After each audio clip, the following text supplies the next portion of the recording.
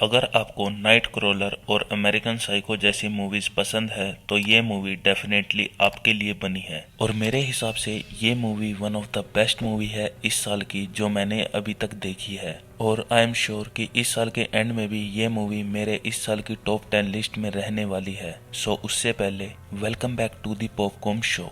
और आज हम बात करेंगे मुकुंदन उन्नी एसोसिएट जो कि डिज्नी हॉटस्टार पे हिंदी में अवेलेबल है। ये मूवी मेनली फॉल करती है डार्क कॉमेडी के जॉनर में और ये मूवी सिंप्लिसिटी के साथ वो डार्कनेस फील भी कराती है ऑडियंस को, जो देखने में काफी ही मजा भी आता है। और इस मूवी की डार्कनेस का अंदाजा आप इसी बात से लगा सकते हो कि मूवी में एक सीन में जहां हमारे मेन कैरेक्टर मुकुंदन उन्नी के घर में एक किंग कोबरा आ जाता है और वहां वो उसे देखकर डरता नहीं है बल्कि वो खुश होता है और सोचता है कि मैं इसका कहां पर सही इस्तेमाल कर सकता हूं। और फिर वो उस सांप को पालता है और अंडे भी खिलाता है और सही टाइम पर उसका इस्तेमाल भी करता है अपने फायदे के लिए। मूवी में एक और ऐसा ही सीन है जहां मुकुंदन उन्नी अपने ओपोनेंट का मर्डर कर देता है। तो मैक्स ऑफ द टाइम्स हमने देखा है कि मूवीज में फिर वो चीज उस बंदे को हॉन्ट करती है, पर उन्नी के साथ उल्टा होता है। वो उस गोश्त को भी अपने फायदे के लिए यूज करता है और वो गोश्त उसकी हेल्प भी करता है और क्राइम करने में। इन शॉर्ट मुकुंदन उन्नी जैसे फैसिनेट कैरेक्टर को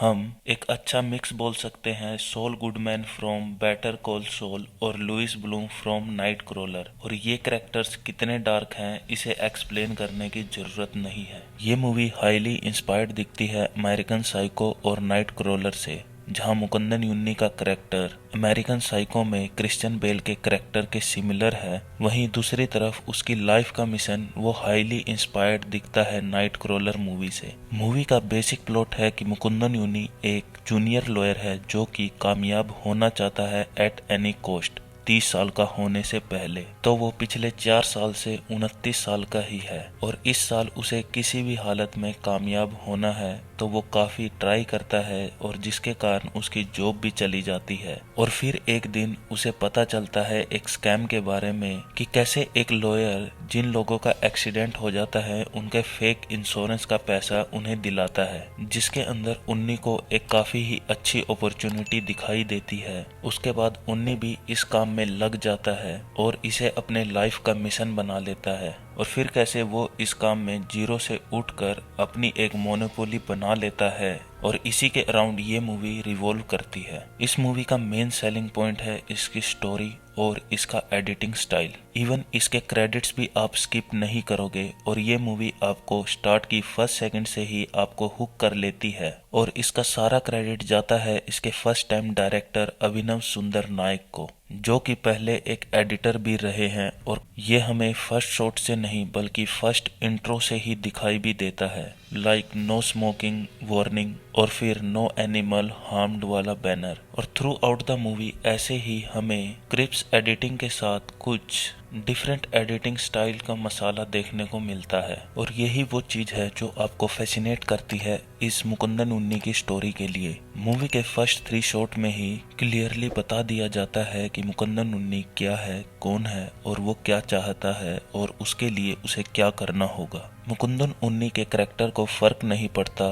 कि उसके एक्शन किसे हार्म कर रहे हैं। वो नहीं देखता कि जिसे वो हार्म कर रहा है वो एक बच्चा है या औरत है या फिर कोई मेल है। उसे बस अपने फेवर में रिजल्ट चाहिए और वो उसके लिए किसी भी हद तक जा सकता है। उसे ना ही किसी चीज का गिल्ट है ना ही दुख है और इसी वजह से वो एक प्योर इविल है। वो खुश ही होता है दूसरों को पेन में देखकर। उसे बस वो पैसा दिखता है जो कि उसे चाहिए, भले ही वो कितने ही लोगों के खून में क्यों ना रंगा हो। और इस मूवी में चांद चांद लगा देती है विनीत श्रीवासन की acting. He looks so pure and relatable to every Indian man who wants something in his life। But actor ने जो परफॉर्मेंस दी है वो बेस्ट है। Perfect casting for this role. बंदा कितनी मासूमियत से क्राइम कर देता है ये आपको पता भी नहीं चलता। और इस मूवी के विजुअल्स भी अच्छे हैं। लाइक मूवी में 3 एस्पेक्ट रेशियोज यूज हुए हैं और जब आप ये मूवी देखते हो तो ये स्टार्ट होती है 4:3 एस्पेक्ट रेशियो पे।